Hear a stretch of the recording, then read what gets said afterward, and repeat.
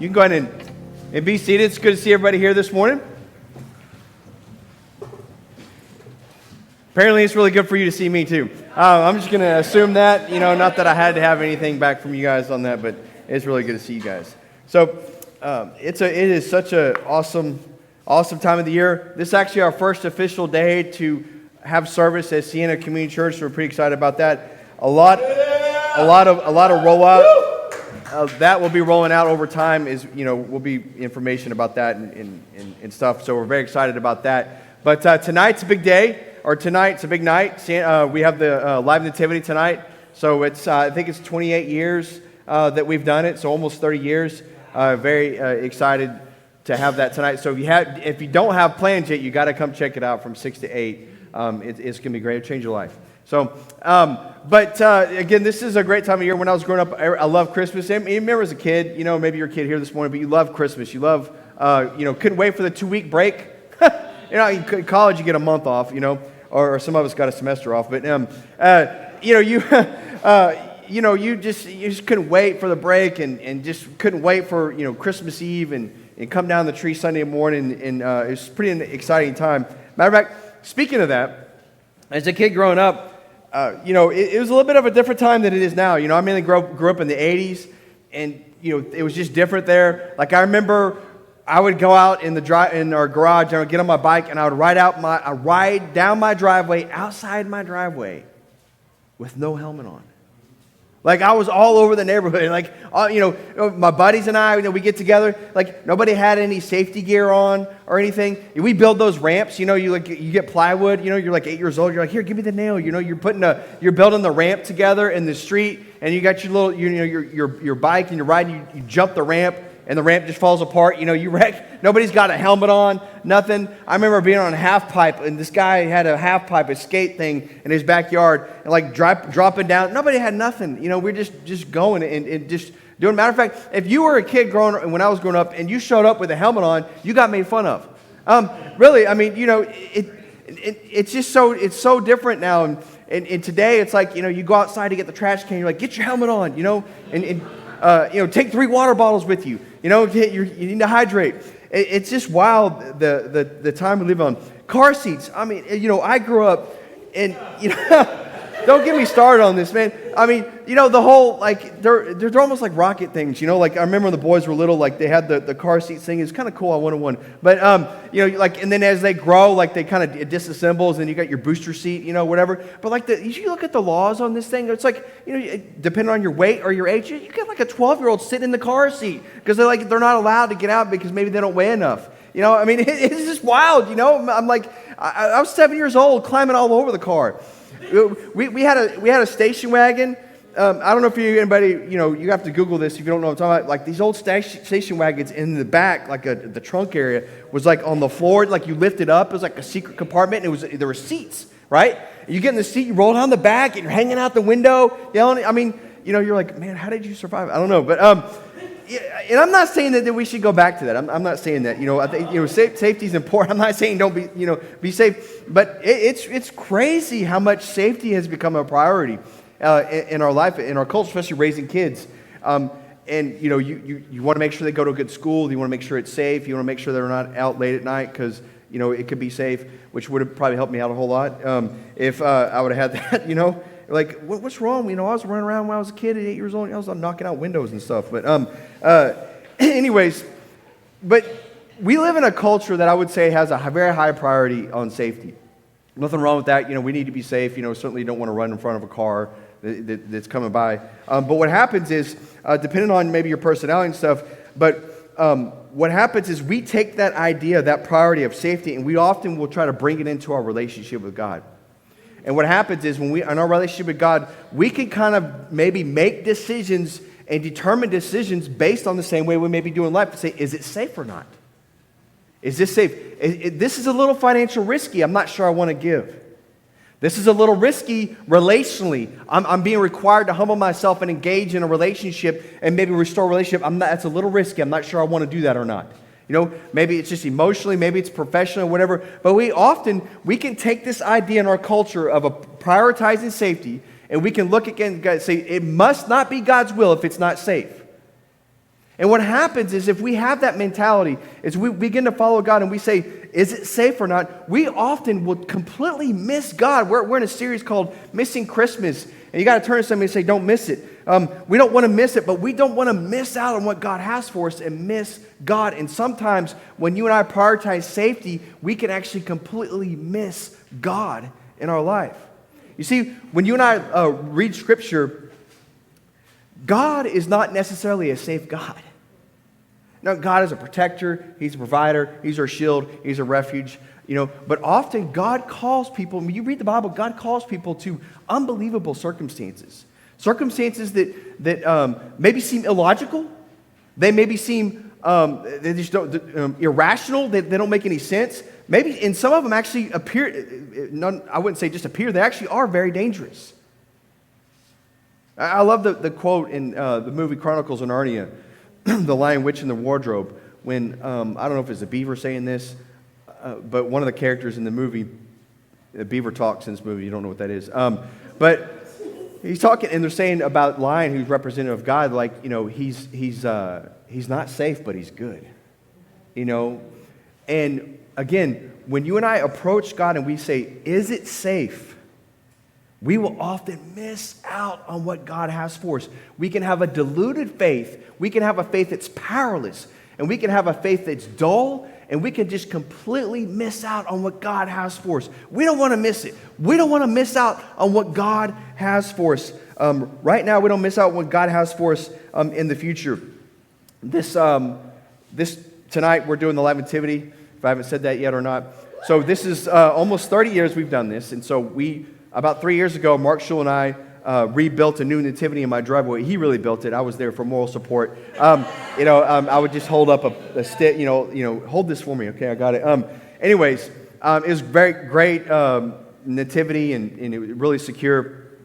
And so we've been out here for 3 years. But what happens every year we do it, the wood warps a little bit, because it's out in the weather and sometimes it rains. And then screws are, the holes are kind of different. So we put this up kind of quick on Sunday. And it was kind of wet outside, and we just kind of put it up quick. And Mark didn't really feel good about it. He's like, I don't feel like it's real secure and safety.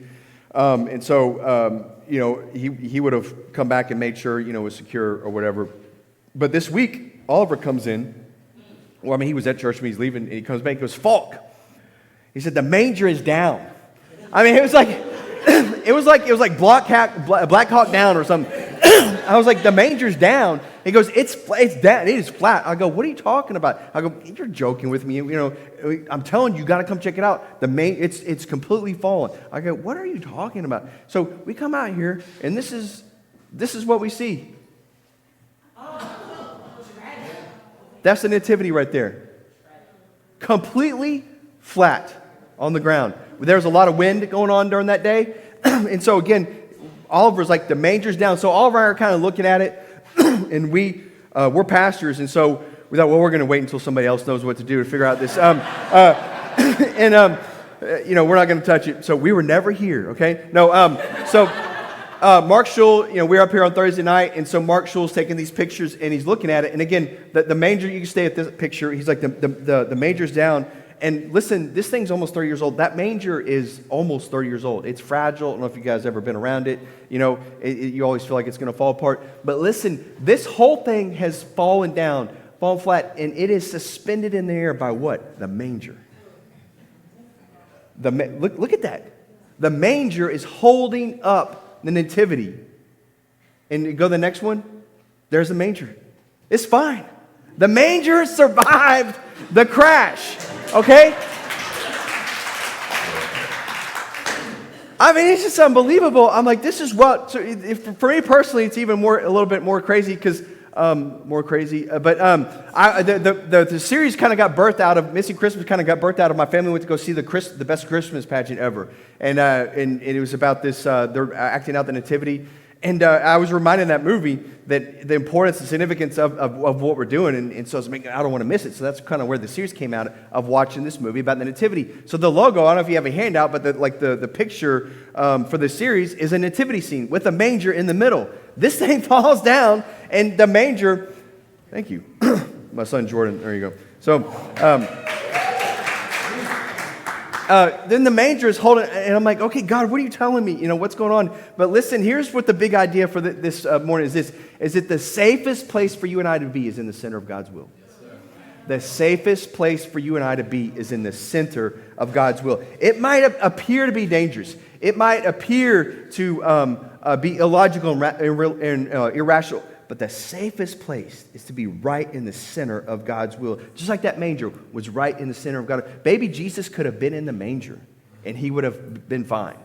I don't want to try that out, but anyways. So by the way, we rebuilt it. It's amazing what you can do with duct tape. I'm just kidding. No, actually, Mark had like a 3D model, and just we were up here a whole day yesterday and rebuilt it. And everything ain't going nowhere.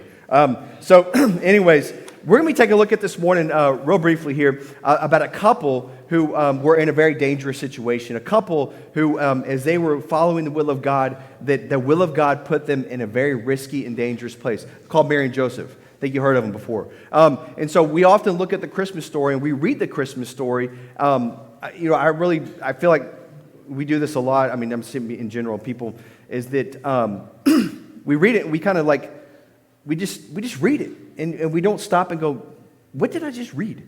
Like, what is going on? Okay, we're going to read here and see that Mary and Joseph were on an incredible, dangerous, and risky journey. And we're going to just take a look at a few verses this morning, but let me get us up to speed. Joseph, angel visits him and says that Mary's going to have a baby. It's going to be, the Messiah, the Son of God. Angel visits Mary. Hey, you're going to become pregnant with the child, the Son of God. And so y'all know the story. They get together and they travel to Bethlehem, and they have baby Jesus there in Bethlehem. Well, Herod, King Herod at this time, who was not really a legitimate king of the Jews, but he's about power and pride, and he's fearful, he's insecure. And the Magi, the wise men that are coming, and they meet with Herod, and they talk about following a star because they're like, this is the Messiah. There's a king that's going to be born. Well, Herod hears that, and he's not celebratory. He's not like want to celebrate that. He's insecure. He's fearful of that. Like, oh, there's another king to be born. He's like, I got to take care of this. So he deceitfully, he actually tells the wise men, he's like, hey, when you go find him, come tell me so I can go and worship him. That's not really what he wants to do, okay? So now, again, we think of the nativity scene that's quiet, and we'll see tonight these like kids, like little angels in there, and it's just going to be beautiful. It's going to be amazing. But Mary and Joseph, okay, they have Jesus, and the wise men do come see them, not right at the when he's born, but later on they come see him. But we're going to pick up in verse 13, because as Mary and Joseph now are beginning this life with Jesus, okay? Let's look and see how their story begins to be totally disrupted and kind of takes a left turn for them. Verse 13 of chapter 2, I'm reading it. It says, now, when they departed, behold, an angel of the Lord appeared. Departed means the wise men. Behold, an angel of the Lord appeared to Joseph in a dream and said, rise, take the child and his mother, and flee to Egypt. Remain there until I tell you, for Herod is about to search for the child to destroy him. You just got to pause for a moment and think, what? You're Mary and Joseph, and you just get word from an angel that the king of the Jews is about to set out to kill your baby. I'd be like, is there a return policy? What would you do in that moment? I mean, what kind of story is God telling? And they're now in a situation where their life and the life of Jesus, who God has entrusted them to raise, is now in danger. And they got to flee. So in verse 14, it says, and he rose, being Joseph, took the child and his mother by night and departed to Egypt. Like in the middle of the night. Like they're taking off in the middle of the night, heading to Egypt. I don't know if that was a career path thing that he was hoping for. Like that's what is in his plan, Listen, I got my master's degree and this is what we're set out to do. We're going to go live here and, maybe there's another opportunity at this company, It's like, no. We're leaving because somebody's going to try to kill our kid. And so in verse 15, and they remained there until the death of Herod. This was to fulfill what the Lord has spoken by the prophet. Out of Egypt I called my son. Then Herod, when he saw that he had been tricked by the wise men, became furious, and he sent and killed all the male children in Bethlehem and in all that region who were 2 years old or younger, according to the time that he had ascertained from the wise men. Then what was fulfilled was spoken by the prophet Jeremiah. A voice was heard in Ramah, weeping and loud lamentation. Rachel weeping for her children. She refused to be comforted because they are no more. So listen, Mary and Joseph are now in Egypt. They're not from Egypt. Doesn't say that they have got family in Egypt. I mean, could you imagine showing up in Egypt? Like, oh, hey, Mary, Joseph, hey, how you doing? Good. This is Jesus. Great, how y'all doing? Good. What brought you guys here? Job transfer? No, not really. You guys got family here? No, we don't have family here. So what, just looking for new, looking for new opportunity. So what brought you here? It's kind of complicated, I'd be like, well, the king's trying to kill our kid Jesus. He's the son of God, I'd be like, okay, thanks for coming out, Just think about that for a moment. They are in an unfamiliar territory. I don't know if you've ever been like that before. You feel like you're following God's will, and you're all of a sudden find yourself in an unfamiliar territory, maybe another city, maybe another place, another relationship, whatever, a job.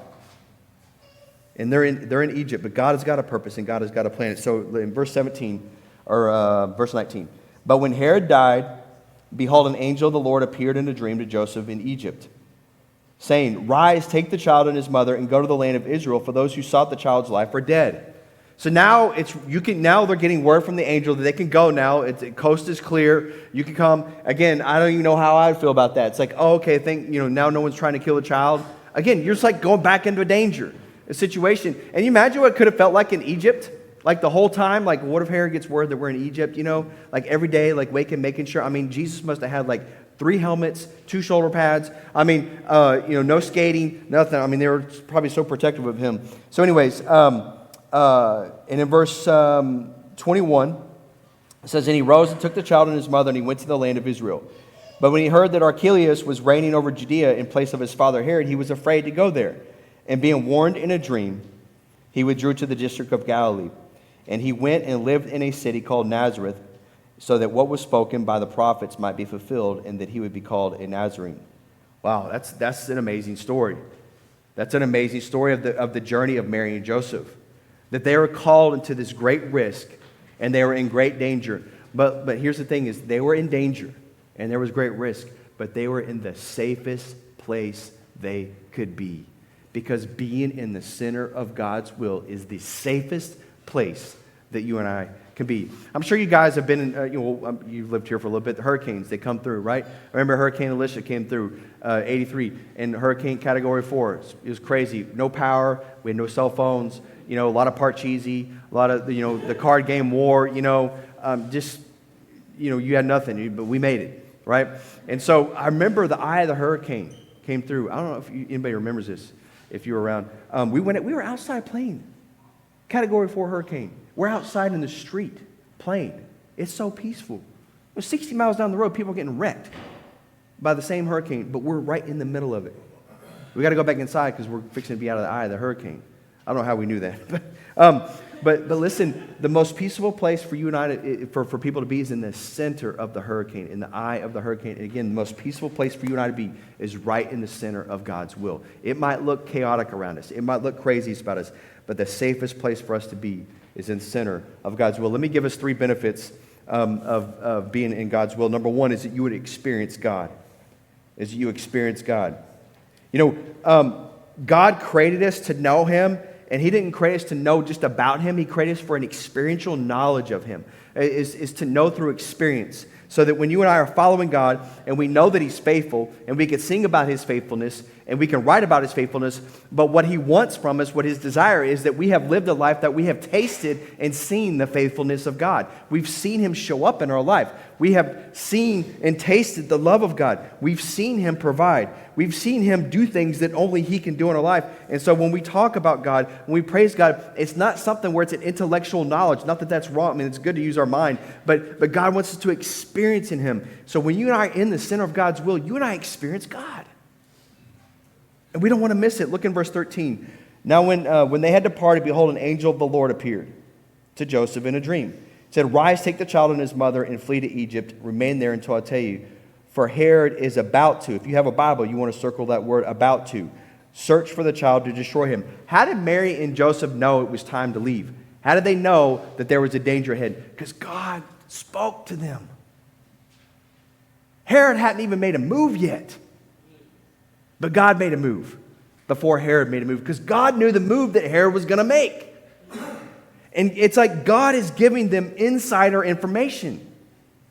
You know, I don't know how many people are really big into investing, but there's this thing called insider trading, and it's not good to get information that you're not supposed to have, but if you get information that you're not supposed to have, then you can invest in a stock because something's fixing to happen, and so people get in real trouble for that kind of stuff, but I don't know if you could ever go back in time, you're like, man, I wish I would have known about Apple computer, if I'd have known what was going to happen with Apple, if I'd have known what was going to happen with Amazon, if I was going to know what was going to happen with Bitcoin, man, I'd bought 100,000 of those things, but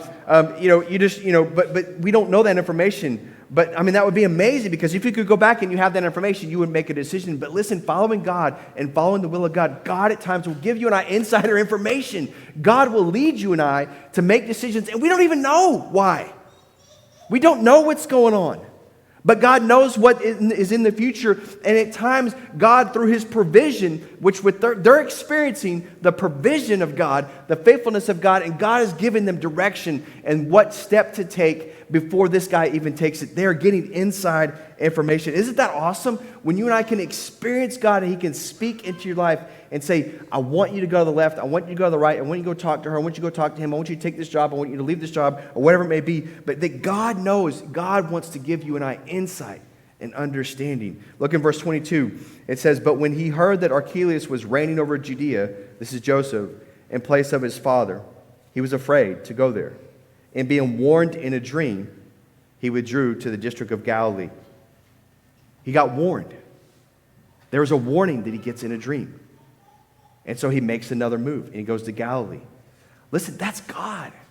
God showing up. They're experiencing God. You say, man, God speaks to us, God leads us, God guides us, God provides for us. It's like we have personally experienced the provision of God. We know that He's real. We know that He's faithful. We know that He will lead us and guide us and direct us. When I was a freshman in high school, my dad, he was a corporate attorney, and I kind of got out on his own for a little bit, and then he'd gotten a job offer from some big company in Connecticut. I don't know all the details of the company. All I know is that we were moving to Connecticut after my freshman year in high school. I'm like, hi, I'm in Connecticut. I don't know. Don't know nothing about Connecticut. All my yearbook in my freshman year in high school, it's all about hey, have a great time in Connecticut. I had this shirt that said Connecticut, and they'd flown up there. They videotaped a place that they were looking at buying. And they're like, we're going to give you a car when you get there. It's like, okay, I want to go to Connecticut. But we were going to Connecticut, and this company really wanted my dad, and so my dad was praying all along, and he told me, later on, much later, that he kept asking for stuff that would be they're for sure not going to give me this. I don't know what it was, but he kept asking for more and more, and everything he was asking for, they were giving him. And so, because he was like, if they're not going to give me this, then maybe that'd be a sign, So he's praying about it, and they're about to fly up to Connecticut, I guess, to sign this deal or do the deal with him coming to the company. And this is a true story. My dad is in the bathroom, my mom, they're getting ready, and he's brushing his teeth or shaving, one of those things. He turns over to my mom, he says, we're not supposed to get on that plane. He goes, I'm not supposed to go to that company. I think they're leaving that day to go. My yearbook says we're going to Connecticut. And my dad tells him he's not coming, and that shortly after that, company just went out. They folded. I thought, that story kind of haunts me, to be honest with you, a little bit, because I'm like, how did he know? How did he know? How did you know? But listen, that's God.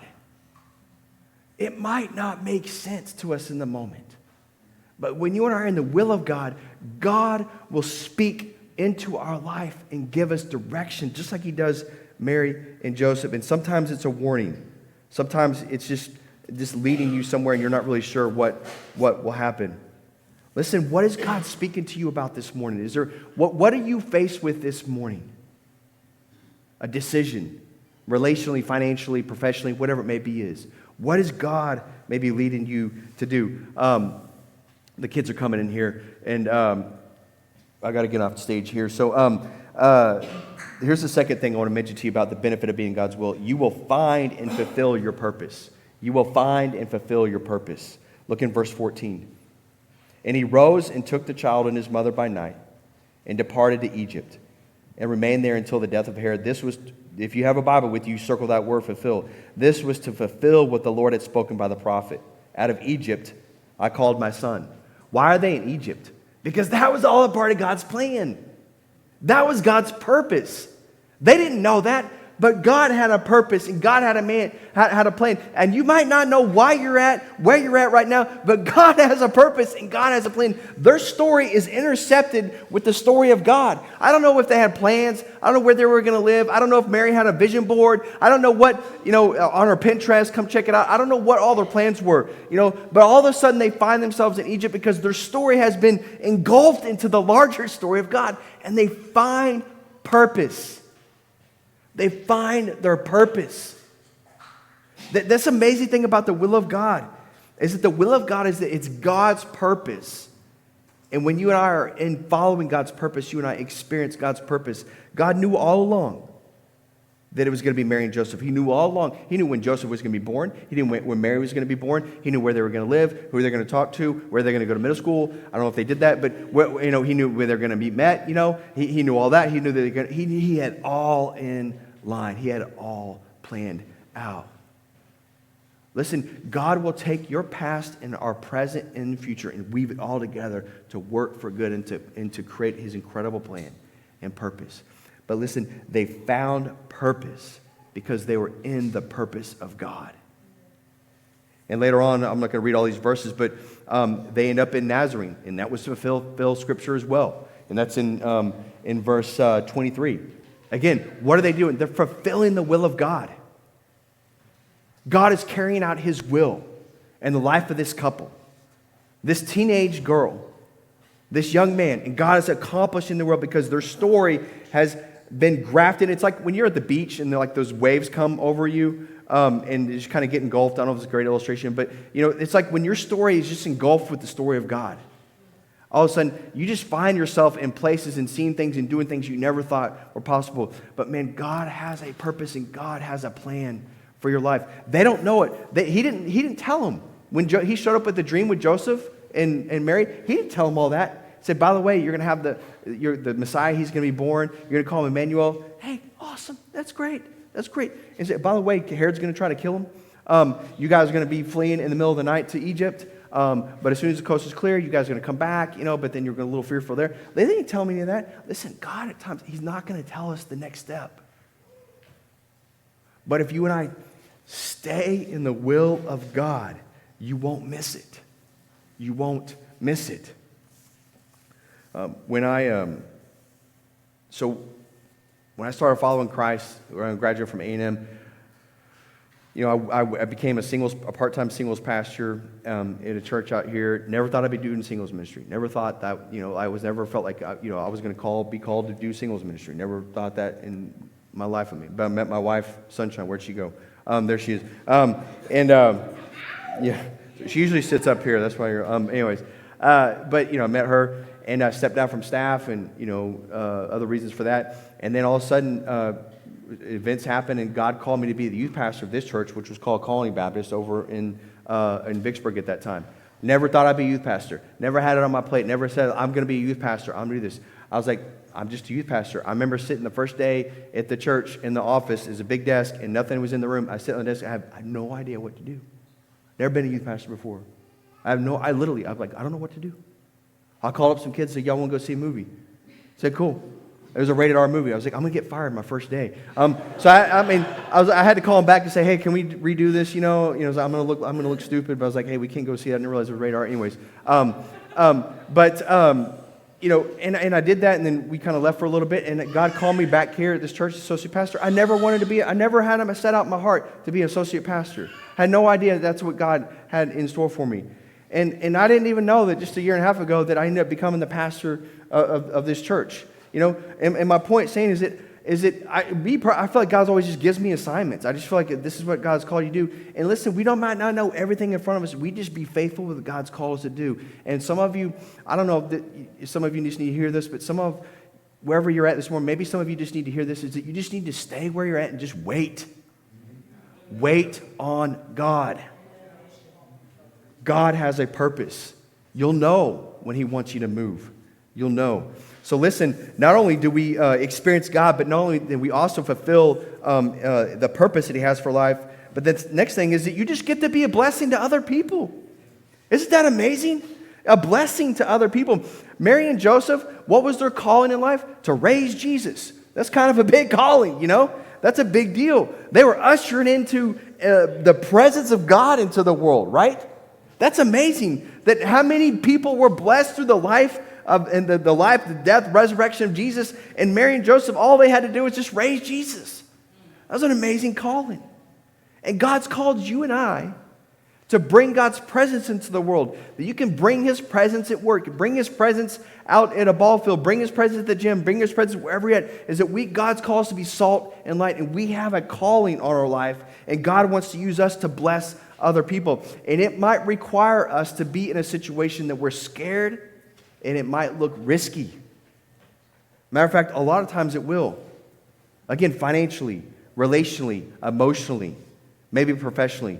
A few weeks ago, about a month ago, I called Carmen and Harold. I said, hey, you guys come share your testimony. I think the church will be really blessed by it. And I gave them ample time the day before to prepare for it. And so y'all that were here know that they came up and they listened. I don't think they looked like they were, but look, they were nervous.